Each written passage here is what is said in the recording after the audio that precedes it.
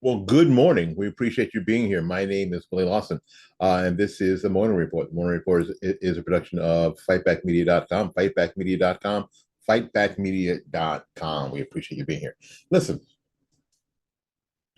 I have said many, many times on this platform and others that what Republicans and what conservatives and let me back all the way up. Since my involvement in the Tea Party movement, what I've noticed is that there seems to be so many amateurs who are in the game now. What they're not good is at strategy. They're not good at strategy. Like I'm not good at talking apparently. They're not good at strategy. They're not good at what I call judo politics, where you let the other side just overwhelm themselves, and then you take advantage of it. Recently, a letter was written from the joint Democratic leadership statement on the motion to vacate. Now we know that Tom Massey and Marjorie Taylor Greene are ready to go after Speaker Johnson. Here's what they said. Now I'm going to read this letter in its entirety because I don't want to have you think that I'm editing it in any way that makes anybody look a certain way. So I'm just going to read it. It's Washington, D.C. House Democratic Leader Hakeem Jeffries, Democratic Whip Catherine Clark, and Democratic Caucus Chair Pete Aguilar released the following statement upon the completion of the House Democratic Caucus meeting. Here's what they said after their meeting. For months, House Republicans irresponsibly delayed critical security assistance to our they keep mentioning Democratic allies in Ukraine and Israel and in the Indo-Pacific, while simultaneously blocking humanitarian assistance to civilians in harm's way in places like Gaza, Haiti, and the Sudan. Thanks to a bipartisan coalition of Democrats and Republicans led by President Biden, we were finally able to meet the national security needs of the American people. From the very beginning of this Congress, House Democrats have put people over politics. I'm just reading it. Don't come after me. I'm just reading it because it's going to say stuff like that anyway. And found bipartisan common ground with traditional Republicans in order to deliver a real result. At the same time, House Democrats have aggressively pushed back against MAGA extremism, Trump, and will continue to do just that. At this moment, upon completion of our national security work, the time has come to turn the page on this chapter of the pro-Putin Republican obstruction. I'm just reading it. We will vote to table Representative Marjorie Taylor Greene's motion to vacate the chair. If she invokes the motion, it will not succeed. Now, here's the deal, Republicans. Here's the deal, conservatives. Here's the deal, Trump supporters. This is a win. It's a win. You don't have to go through the crap. You don't.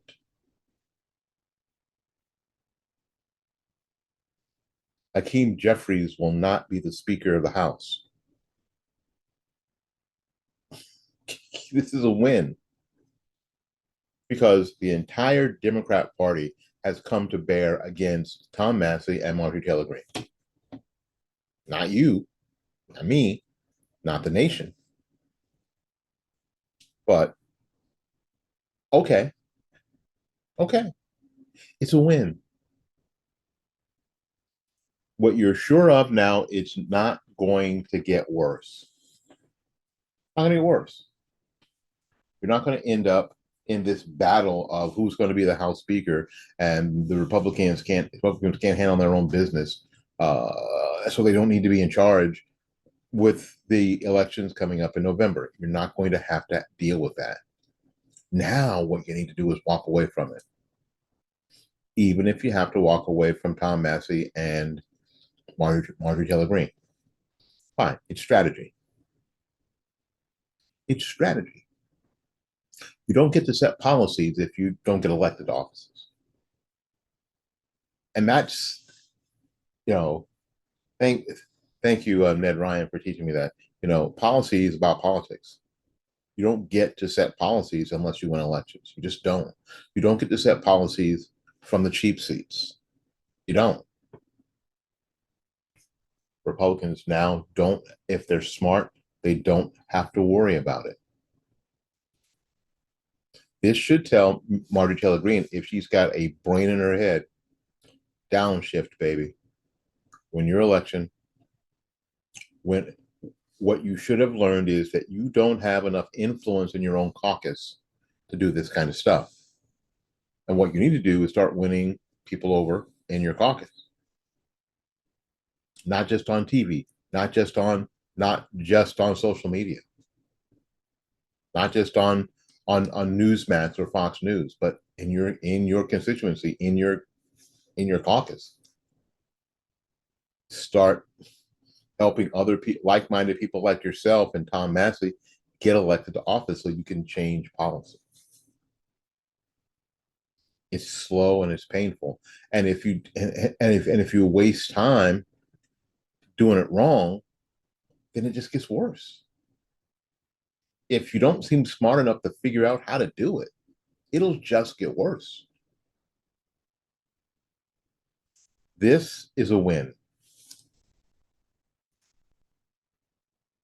You have let the let the Democrat leadership of the House get so bold that they have swung themselves out of power. And you didn't have to do anything. You didn't even have to do anything.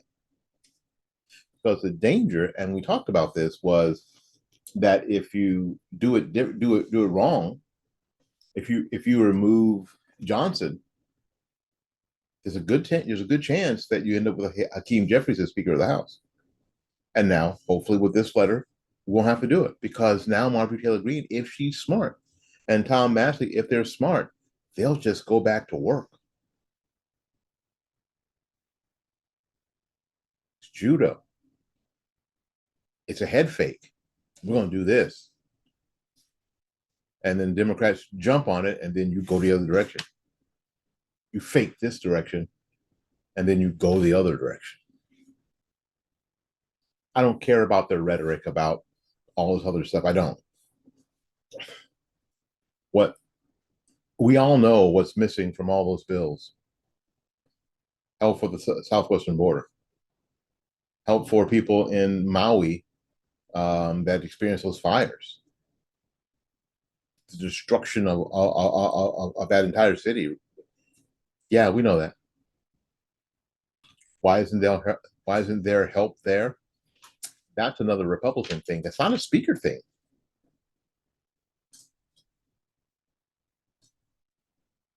Draft some bills. Get good at strategy. This has always been about. It's always been about strategy. It's hardly ever been about doing the right thing for the right reason, and that's frustrating for sure. But it's hardly never been about that. Y'all like my no glare glasses? I move the camera so you can still see the lights if I do this, right? But if I move forward, you don't really see the lights that much. You like it? I like it. Uh, it's the jankiest setup you've ever seen, and I'm never going to show it to you. But and it's super janky. But you make do with what you got. Anyway, any case, I think that this is a win. And I know a lot of people will be upset, but in a strategic sense, this is a win. Don't you think so? I do. All right. Let's see. I'm going to go ahead and keep talking. I'm not going to split this up. It's going to be a multi subject morning report.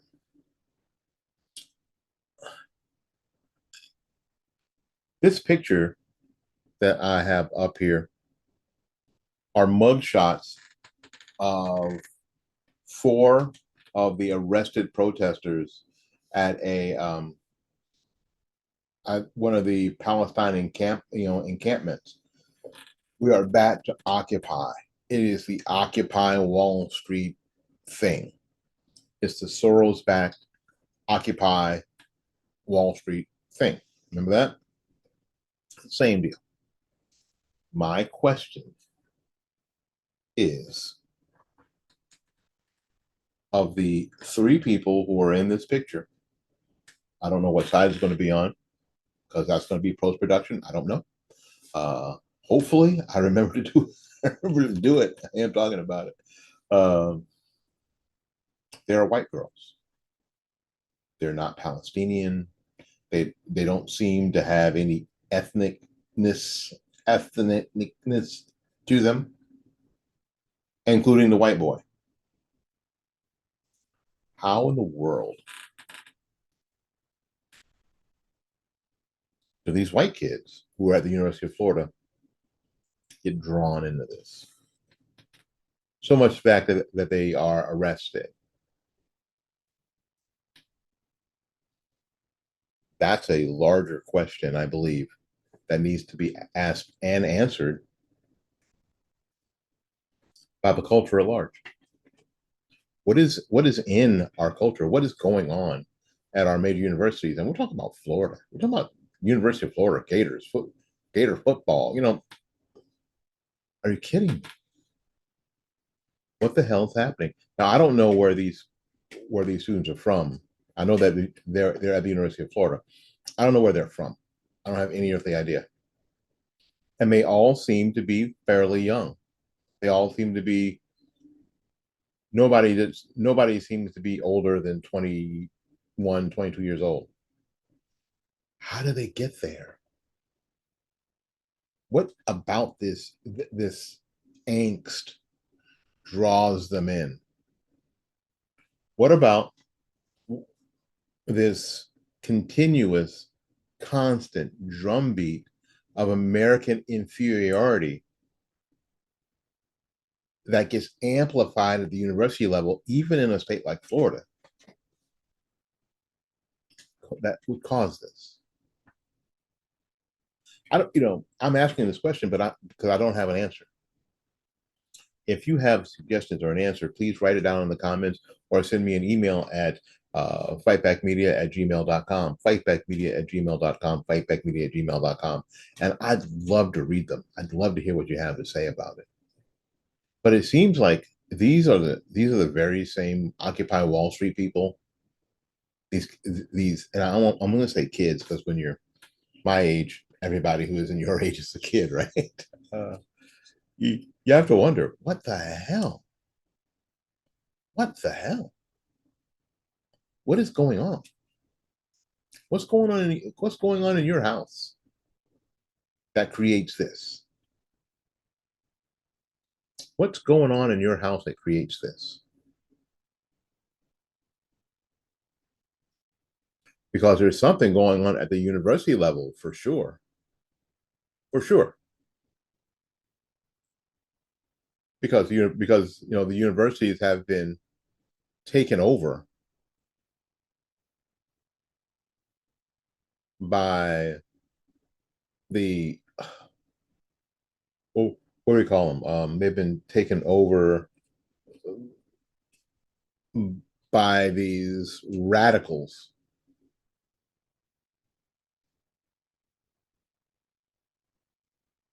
And that's, and there's the problem. And and I think because we've elevated education and college education, we haven't educated knowledge. We haven't educated wisdom. We've educated school. You see, do, do you see where the difference is? Where we've elevated school, not knowledge or wisdom, especially wisdom. We have not elevated wisdom because wisdom is not dependent on a degree. only only schools have degrees. There's no wisdom. There's no like, oh, well, I've lived this long and I've seen this stuff and I've gained an understanding of, and I get this piece of paper that I've spent $100,000 on. We have elevated school and and in some cases knowledge over wisdom, even to the fact that in this video that you're watching now, hopefully, if I remember, Lord, let me remember how to put this stuff in post production. And if I do, and you see what I'm saying, I'm talking about, send me a thumbs up. There we go, thumbs up. Anyway, this is some Columbia University faculty forming a human line against the police that have been called onto campus to break up this Occupy protest encampment. And they've been called there because the university is private. And in order for police to come on campus, they have to be invited on the campus. And these are faculty members, grown people, adults, not wide eye. I mean, and if you look at this video, they are, I mean, they are three rows deep. The only thing that can happen at this point is that they can be arrested and put in jail. And it'll be terrible because I'm sure most of them don't have police, don't have arrest records and any of that stuff, and probably most of them have never had a parking ticket. What they have to understand is that they are on the wrong side at this point. They are not exhibiting wisdom. They have elevated their knowledge over wisdom, and frankly, it needs to be their undoing. When I hear, these universities and some of these students and faculty members ask that the university divest themselves of Israeli influence, entities and influences, I always go, well, are you going to divest yourself of the Jew that writes the check that built the library, or the Jew who wrote the check that helped build the research facility? Are you going to give that money back? Of course you're not, because you're full of crap. It is these Ivy League schools reverting back to their anti-Semitic roots. That's what you're saying. And it is the useful idiots who are participating. Now, again, as you watch that video, you see a lot of these teachers wearing masks. These are the people we're talking about. These are the people who wanted you to be wearing masks right now, forever. They are showing themselves. If there's a good thing about this, now we know who they are. Now, what we have to do is remember, and then act accordingly.